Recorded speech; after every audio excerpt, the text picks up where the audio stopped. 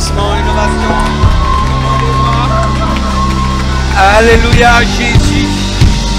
Jésus seul, digne de louange.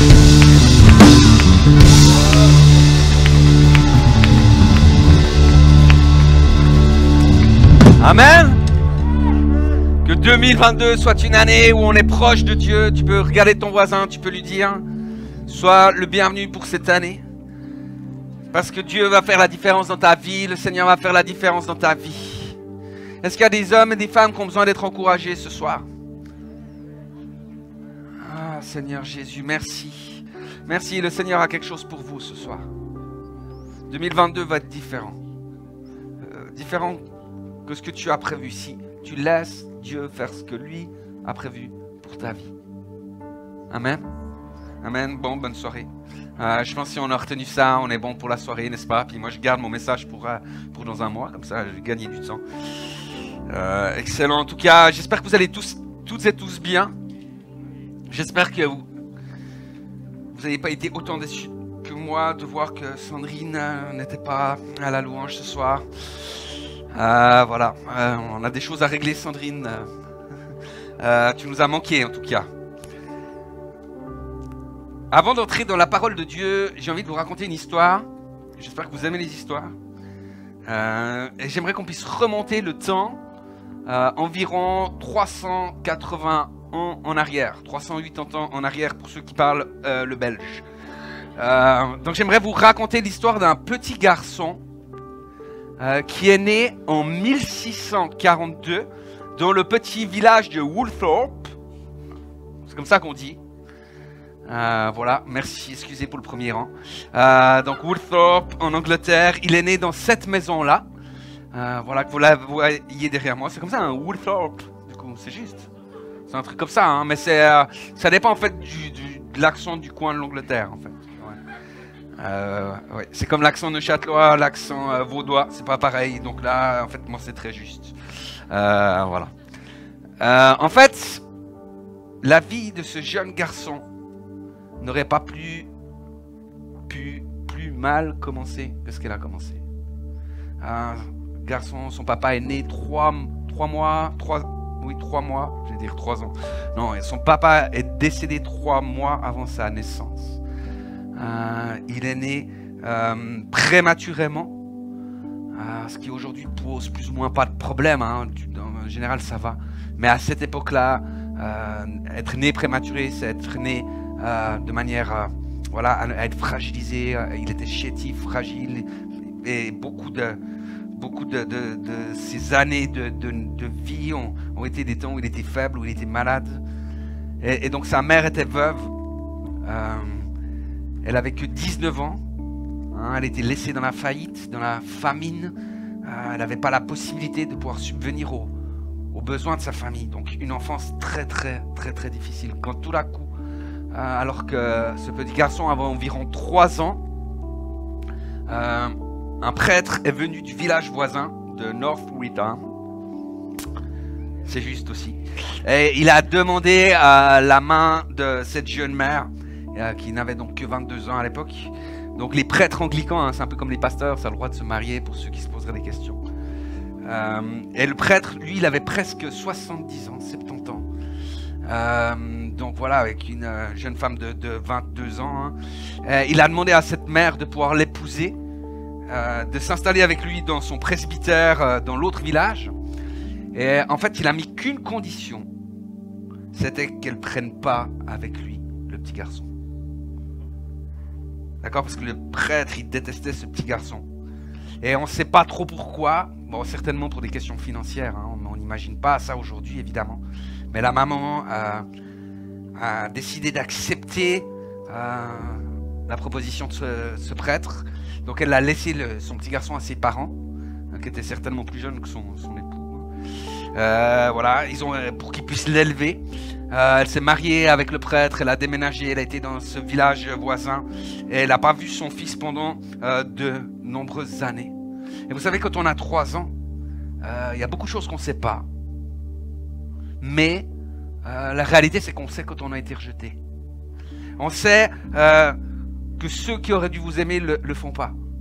C'est des choses qui sont là, peut-être tu sais pas tout, mais voilà. Et quand ce garçon est devenu un homme, il a écrit ses mémoires et il dira à propos de son enfance qu'il s'est rendu souvent dans cet autre village et qui s'asseyait en fait sur une colline qui surplombait le village, le presbytère, etc. Puis il regardait ce presbytère, il regardait ce lieu où sa mère vivait et il passait des heures à haïr.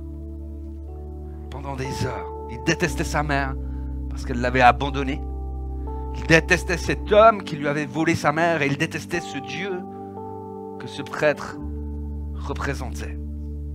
Et au fil des années, la haine a rempli vraiment le cœur de ce petit garçon. Quand il a commencé l'école, il était colère. Vraiment, il était colère. Répondait au professeur. Il n'apprenait pas, il brutalisait les autres élèves. En fait, c'était lui le problème de l'école. Et tout cela est arrivé jusqu'à un jour. Parce que vous pensez bien que l'histoire allait avoir un tournant quand même. Hein? Franchement. Jusqu'au jour où un homme arrive dans le village. C'est le nouveau professeur de l'école. Et l'histoire ne nous dit pas grand-chose sur cet homme. Elle nous dit deux choses cependant. Un, c'est son nom. Il s'appelait John Huston. Et qu'il était un fervent chrétien. Et en fait, pour une raison quelconque, les yeux de John Huston se sont posés sur ce petit garçon. Il a regardé ce garçon, il se disait, il y a quelque chose de bon à pouvoir en sortir. Et il s'est dit, mais cette beauté qu'elle a, qu'à l'intérieur, je vais pouvoir la faire sortir. Alors il a commencé à prier pour cet enfant. Il a commencé à l'aider, à l'aimer, à l'écouter. Il a commencé à lui donner des heures supplémentaires par rapport à tous les autres. Et vous savez, auparavant, il y avait toujours un constat, 3 mots qui revenaient chaque fois au sujet de ce garçon. Première chose qu'on disait de lui, c'était qu'il était paresseux. La deuxième chose, c'était qu'il n'apprenait rien. Et la troisième chose, c'est qu'il était un bon à rien. Paresseux n'apprend rien, bon à rien. Mais au fur et à mesure que les mois se transformaient en années, ce garçon, avec les encouragements, avec l'amour, avec l'appréciation, avec les prières, en fait, tout ce cœur sombre a commencé à s'ouvrir. Et quand il s'est ouvert, à la grande surprise pour John Huston, il a vu que c'était un garçon qui était plutôt doué. Il avait plutôt de superbes capacités intellectuelles étonnantes. Il avait vraiment un grand potentiel académique. Et au fur et à mesure, les gens commençaient à voir ça. Et dans l'école, ce garçon ne devenait plus un problème. Et John Huston s'était rendu compte que ce garçon excellait surtout en mathématiques et en physique. Donc tout le contraire de moi. Vraiment, je veux dire, physiquement encore ça va, mais mathématiquement. Après, voilà, le garçon est devenu un jeune homme. C'était le temps qu'il puisse faire une école secondaire. Alors John Huston a fait tout ce qu'il pouvait pour qu'il puisse aller au Trinity College, à Cambridge, évidemment, pour ceux qui ne connaissaient pas. Et même, c'est John Huston qui a payé en partie les études de ce garçon. Il a investi à fond, parce qu'il a décidé de pouvoir laisser fleurir ce que Dieu avait semé dans le cœur de cet enfant. Quelques années plus tard, en fait, ce garçon devint le sujet de discussion de l'université. Encore quelques années plus tard, il devint le sujet de discussion du village.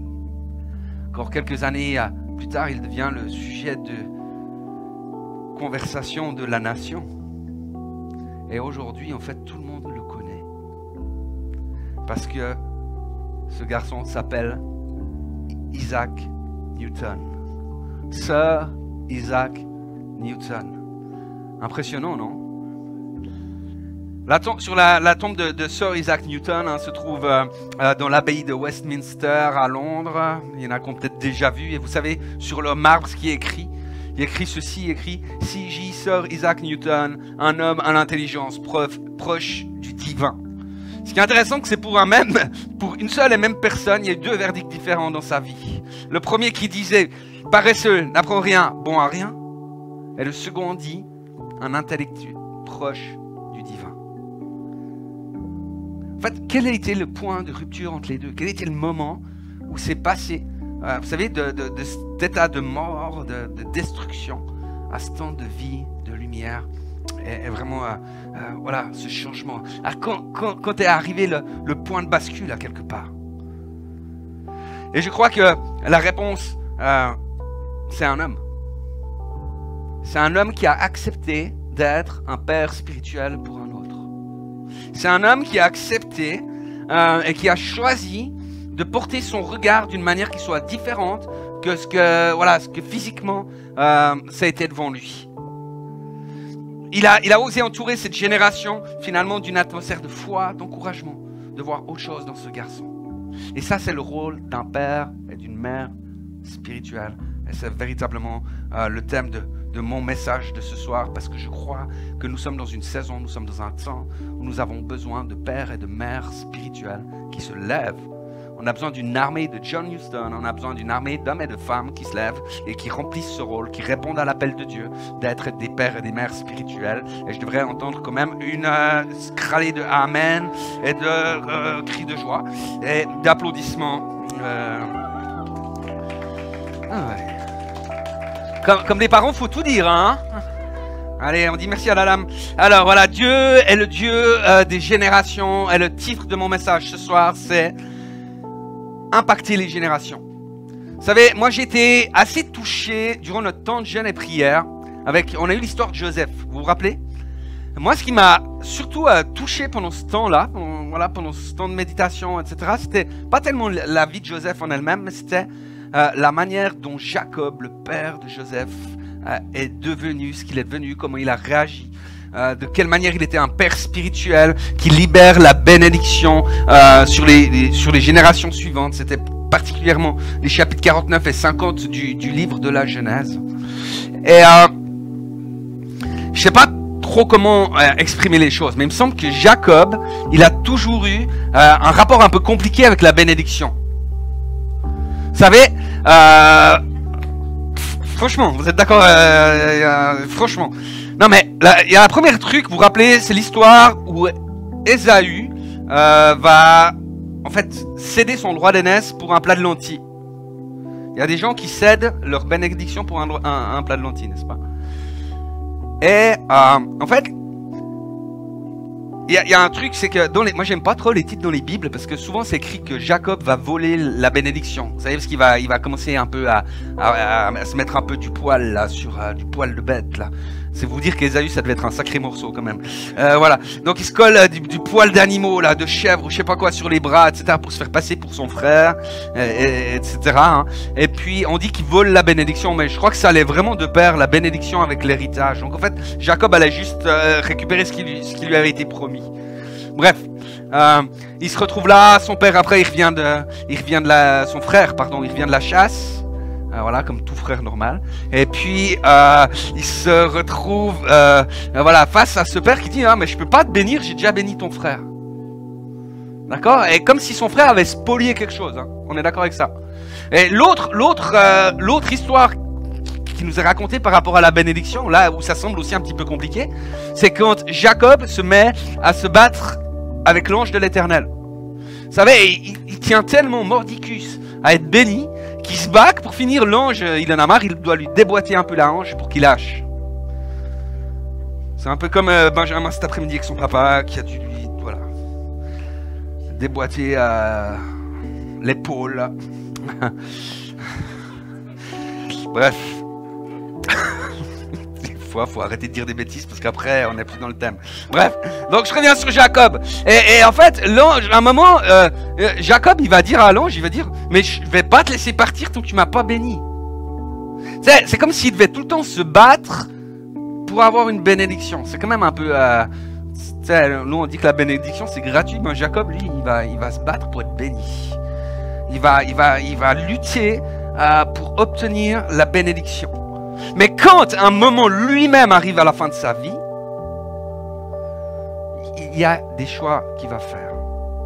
Et ces choix, c'est juste extraordinaire parce qu'il choisit d'être celui qui libère la bénédiction sur les générations futures. Il choisit cela. Mais ça va lui demander de prendre une décision, de se positionner, ça va lui demander de faire des choix, d'avoir une intentionnalité pour pouvoir bénir d'une manière nouvelle. Mais Jacob était devenu Israël. D'accord? Dieu l'a appelé Israël suite à cette lutte. Jacob devenu Israël. Jacob devenu un père spirituel pour une grande nation, pour une multitude. D'accord? Et il sait l'importance de ce qu'il va pouvoir laisser à sa postérité. Pourquoi il le sait? Parce qu'il s'est battu pour l'avoir. Donc, son père, Isaac, eut 2 fils et il pouvait en bénir qu'un seul. Jacob, il dit non, moi je ne vais pas rester dans ce qui a été fait. Moi j'ai 12 fils et je vais les bénir tous les 12. Et même, je vais adopter Ephraïm et Manassé qui sont les fils de Joseph. Je vais les faire miens pour pouvoir aussi sur eux libérer la bénédiction et la part d'héritage. Et il y a quelque chose véritablement du royaume par rapport à cela. Pourquoi? Parce que Dieu est le Dieu des générations. Et quelqu'un devrait dire oh, c'est bon ça. D'ailleurs, bien plus tard, lorsque Dieu va s'adresser à Moïse, on peut voir ça dans Exode 3, verset 15. Vous savez, il est dans le buisson ardent à ce moment-là. Et Dieu va dire, tu parleras ainsi aux enfants d'Israël. L'Éternel, le Dieu de vos pères, le Dieu d'Abraham, le Dieu d'Isaac et le Dieu de Jacob, m'envoie vers vous. Voilà mon nom pour l'éternité. Voilà mon nom de génération en génération. C'est quoi ce nom? C'est le nom de Dieu qui est le Dieu des pères. Le Dieu de 3 personnes, Abraham, Isaac et Jacob. Mais c'est le Dieu des générations. Générations qui se multiplient pour les générations. Donc, c'est tout un programme de bénédiction et de grâce qui est dans le royaume de Dieu, et le royaume de Dieu est fait pour les générations. Et qu'est-ce que ça veut dire? C'est dire que la part d'héritage que l'on donne et qu'on libère, c'est pas les montagnes russes. C'est pas une génération bénie, l'autre qui est pas bénie, etc. Et ça remonte et ça redescend et ça remonte. Ça c'est le propre de l'humain. C'est les humains, ils ont des théories sur les générations. Il y en a 2 qui construisent, il y en a une qui détruit. Il y a des trucs comme ça. On te met sous des malédictions. Avec Dieu, ça va de gloire en gloire. Et de gloire en gloire. Et de gloire en gloire. Et de gloire. Vous avez compris le principe. Mais cela ne va pas se produire automatiquement. Il faut des hommes et des femmes qui le décident. Des hommes et des femmes qui disent, je veux être le porteur de la gloire suivante. Je veux être le porteur, le passeur, c'est vraiment le passeur de bénédiction, comme Jacob a choisi de l'être. Comme John Huston a choisi de l'être pour Isaac Newton. Amen. Est-ce qu'il y a des gens ici qui ont vu le live avec Jean-Luc Traxel mardi soir? Il y en a quelques-uns, d'accord. Je vous recommande de pouvoir le regarder, c'est pas très long. C'était vraiment, je crois, quelque chose de très très bon. C'était vraiment un live aussi prophétique par rapport à la saison. Vous le trouvez si jamais sur notre chaîne YouTube dans la playlist Célébration. Vous le trouvez aussi sur Top Chrétien. Vous allez regarder voilà, dans les choses qui sont liées au Gospel Center La Côte et vous allez pouvoir trouver ça. Mais il y a un moment où il parlait de Moïse et de cette terre promise. Vous savez, parce qu'il disait vraiment que c'était un temps de conquête, un temps de préparation pour la conquête. Puis il parlait de Moïse, puis il disait, moi, il y a un truc qu'il ne comprend pas, c'est le fait que Moïse n'ait pas pu entrer dans la terre promise. Et après, c'est ce qu'il disait aussi, hein, c'est que c'est pas un problème de ne pas comprendre les choses. On peut accepter que Dieu soit souverain, même si pour nous, il y a des choses qui nous échappent. Et puis, il ne faut pas se battre avec ces choses-là, il ne faut pas se faire voler notre foi par des questions qui n'auraient pas de réponse. Parce que Dieu est souverain et Dieu connaît toutes choses. Mais, vous savez, au fond de mon cœur, moi, je me dis toujours, vous savez, on a reçu des promesses par rapport à un God Center. Et moi, toujours dans mes prières, je dis, Seigneur, j'aimerais pouvoir vivre la réalisation de ces promesses. J'aimerais pas, tu sais, m'arrêter à la porte automatique, tu vois, à quelque part, et voir les autres entrer. Puis en même temps, je crois que de plus en plus, sur laquelle le Seigneur me travaille, et le Seigneur me dit que c'est important, c'est l'idée de pouvoir voir les générations futures qui rentrent dans quelque chose de plus glorieux pour nous. Parce que je crois que c'est finalement ce qui est le plus important. Vous savez, aujourd'hui, c'est un jour de fête en Angleterre. Vous saviez ça? La reine fête ses 70, 70 ans de règne. C'est énorme. 70 ans de règne. Alors, bon, Elisabeth, si vous nous regardez, joyeux anniversaire déjà. God save the Queen, hein, et plus si entente, vraiment. Soyez bénis. On ne sait jamais. sur un malentendu.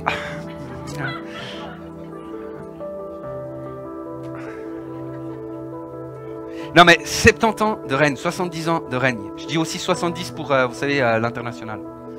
Parce qu'il n'y a pas que les Suisses romands et les Belges qui nous regardent sur YouTube, etc. Donc c'est important aussi qu'ils comprennent de ce qu'on dit. Et tant qu'ils n'ont pas le langage du royaume, on va les aider. Non mais c'est impressionnant. Elle a connu... On dit que c'est pas... Alors c'est pas une monarchie comme à l'époque en France, vous savez, etc. On est d'accord. En attendant, c'est quand même elle la bosse. Hein. Elle a eu 14 premiers ministres différents. 15 premiers ministres en tout, 14 différents. Elle a connu Winston Churchill. C'est juste le truc, tu te dis c'est un autre monde. Je veux dire, on n'imagine même pas la société d'alors, après-guerre, hein, comme ça, 1952, 1900, je sais pas comment on dit en français, 25, non, tiens, on va essayer de tout compliquer. Bref, mais c'est juste extraordinaire. À quelque part, elle est battante, cette dame. Elle est toujours là, hein, elle est toujours présente. Puis en même temps, moi, il y a un truc qui m'interpelle. Je me dis, pourquoi est-ce qu'elle n'a pas passé le bâton, le sceptre? Pourquoi est-ce qu'elle n'a pas passé le pouvoir, la couronne plus loin? Franchement, c'est des vraies questions. Alors moi, je suis pas spécialiste people, mais j'aimerais donner la parole à Laura, qui va... Non. Je sais pas pourquoi, mais... Chut. Arrête, chérie, parle à la maison. C'est dans la Bible, frères et sœurs. Non, mais on s'en fout. Non, mais c'est pas qu'on s'en fout. Mais juste, je me dis, le petit quand même, il a quand même 73 ans aujourd'hui, 73 ans. Je dirais, faut espérer qu'il puisse se débrouiller un peu, tu vois.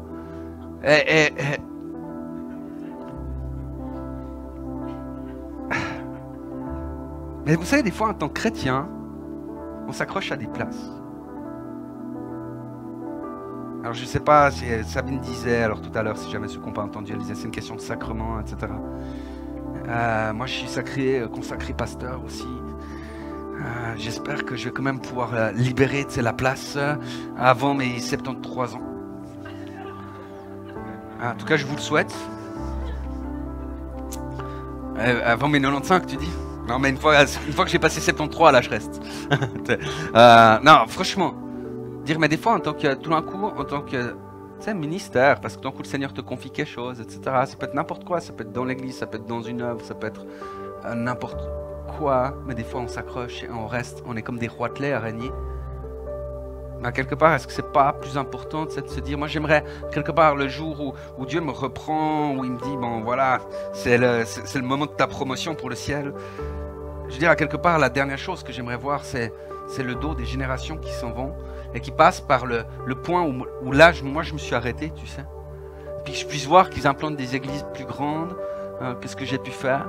J'aimerais pouvoir voir que tout d'un coup, ils vivent plus de gloire de Dieu. C'est un niveau supérieur à tout ce qu'on a pu vivre, tout ce que j'ai pu vivre jusqu'à aujourd'hui. Qu'ils puissent atteindre des gens avec l'évangile d'une manière juste extraordinaire que moi, j'ai jamais pu atteindre ces gens-là. Et tu sais, alors seulement, je saurais que l'objectif, il est réussi. À ce moment-là, je saurais que l'objectif est atteint. Alors louons Dieu pour ce qu'on vit au Gospel Center-La-Côte. Franchement, je pense que beaucoup de gens peuvent nous jalouser. Et je dis pas ça pour orgueil, mais on est tellement bénis. Je crois que Dieu a ces bonnes choses pour beaucoup, hein, pour toutes les églises. Il n'a pas que ça que pour nous. Donc comprenez bien ce que je veux dire, mais je crois qu'il y a des choses encore plus grandes qui doivent venir. Vous savez, des fois, on a l'impression que voilà, Dieu revient demain, Jésus revient demain, etc. Et moi, ce que j'espère, c'est que s'il revient dans 150 ans, et ben, j'espère que dans 30 ans, que le gospel aura porté un fruit énorme pour sa gloire. Et qui continuera à se développer bien au-delà de ce qu'on a pu faire. Vous savez, justement, Jean-Luc Traxel disait que c'est le temps pour de nouvelles générations de se lever, que le Seigneur recherchait de nouveaux leaders, et que c'était une saison aujourd'hui, une saison de préparation pour la suite, parce que Dieu voilà, se met des gens à part pour devenir bénédiction pour les nations.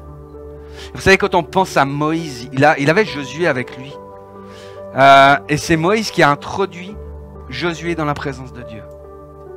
Il dit, viens avec moi, ils allaient dans la tente de la rencontre. Et la Bible nous dit hein, que Josué va rester dans la tente, il va rester dans la présence de Dieu alors que Moïse lui avait fini. Il va rester là.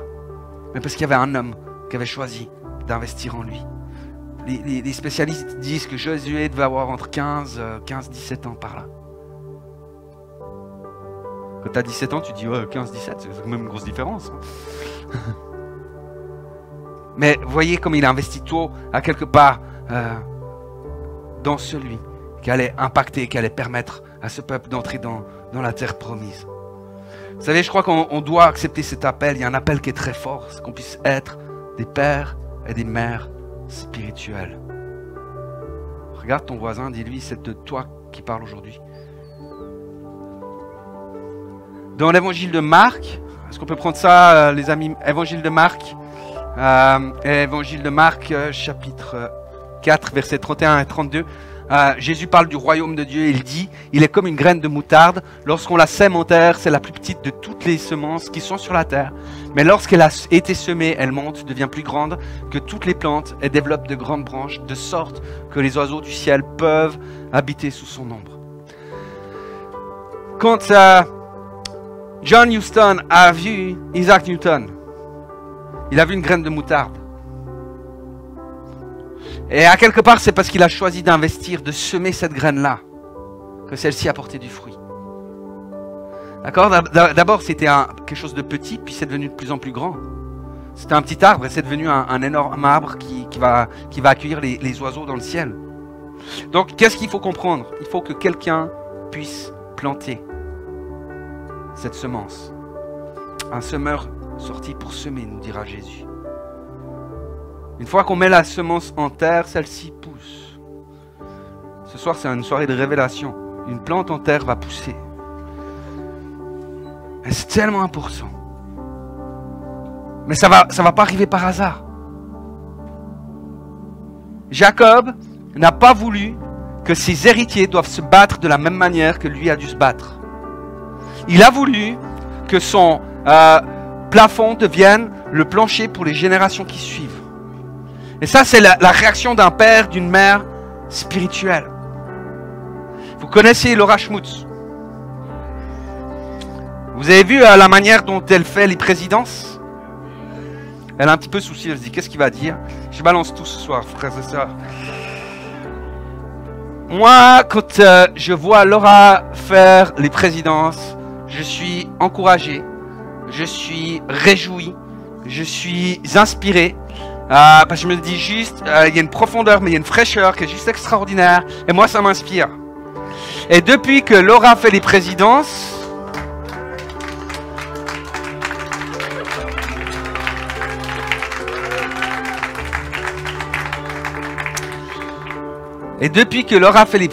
en fait, moi, j'ai revu ma manière de faire les présidences. C'est vrai?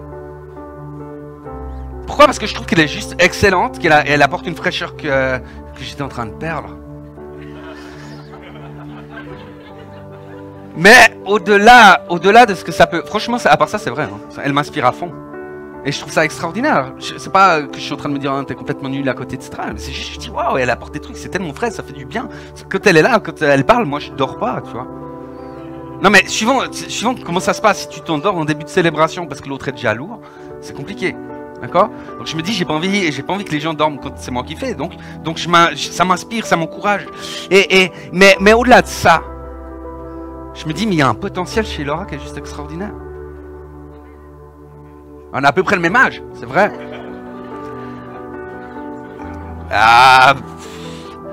Ouais, à une vingtaine d'années près, je dis que ça passe vite, hein, 20 ans. Ouais, je suis toujours pas bon en maths, t'as raison. L'essentiel, c'est qu'on y croit, tu vois. Ce que je veux dire par là, c'est qu'au-delà de ça, moi, ce que j'aimerais, c'est que Laura puisse être une mère spirituelle. Parce que quand tu vois une fille qui a un cœur pareil, un caractère pareil, tu te dis ça, j'ai envie de multiplier. J'ai envie de voir que ça puisse pousser dans notre vie. Et c'est bon de pouvoir se réjouir avec cela. Donc voilà, rassure-toi, je m'arrêtais là.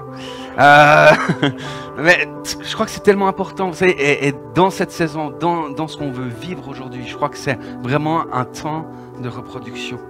On vit pareil avec le Gospel Youth, hein, avec Fanny Rocha, Cyril Cholet qui ont pris 3 jeunes leaders. C'est Alan Bossy qui est là d'ailleurs. On peut dire merci Alan, il est au stream ce soir. Il y a Maxime Rocha, il y a Manu Prudent, voilà, qui ont été levés comme nouveaux leaders dans les groupes de jeunes. Et ils sont juste extraordinaires et on se réjouit. On a envie d'investir dans ces jeunes qui sont excellents. On a envie d'investir dans les générations qui viennent. Parce qu'on est des pères et des mères.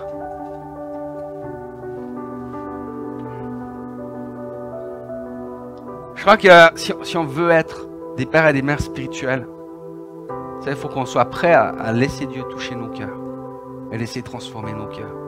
On discutait à la base là, de l'accueil cette semaine. Il y en a qui étaient dans des bases cette semaine.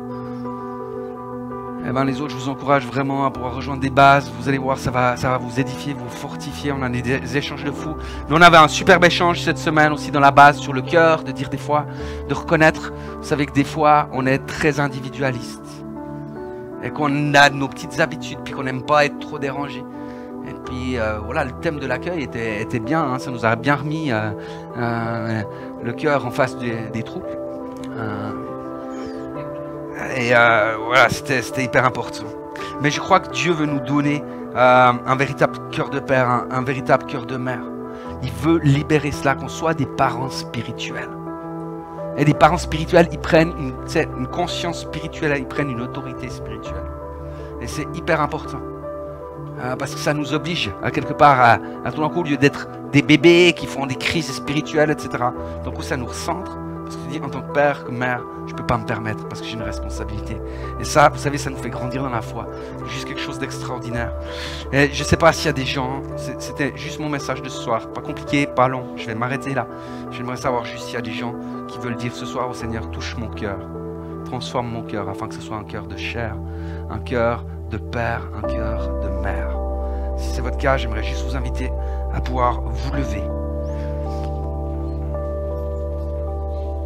J'aimerais parler à celles et ceux qui ce soir disent, mais peut-être ils se disent, mais moi j'ai que de vilaines braies spirituelles. J'ai pas des habits royaux. J'ai pas des habits comme ça sacerdotaux. Et j'aimerais te dire que c'est un mensonge. Ce soir, le Seigneur aimerait pouvoir ouvrir les yeux de plusieurs. Vraiment pouvoir vous donner aussi un collier spirituel afin que vous puissiez voir ce que Dieu a fait pour vous. Il y a beaucoup de gens, il y a plusieurs personnes qui sont là ce soir. Le Seigneur aimerait te dire, reçois ma paix, ma consolation et reçois ma guérison. Parce que c'est comme s'il y avait ce mensonge qui était là, auquel vous croyez d'ailleurs, et qui vous discrédite. Ce mensonge qui dit, mais tu sais, t'as beau avoir 73 ans, soit 73 ans, t'as toujours pas les capacités d'être un héritier. Le Seigneur te dit, c'est un mensonge de l'ennemi. C'est moi qui t'ai appelé, c'est moi qui t'ai équipé. C'est moi qui te oins d'une onction fraîche pour pouvoir venir ce père et cette mère. Seigneur, qu'on puisse être de celles et ceux qui regardons par-dessus notre épaule.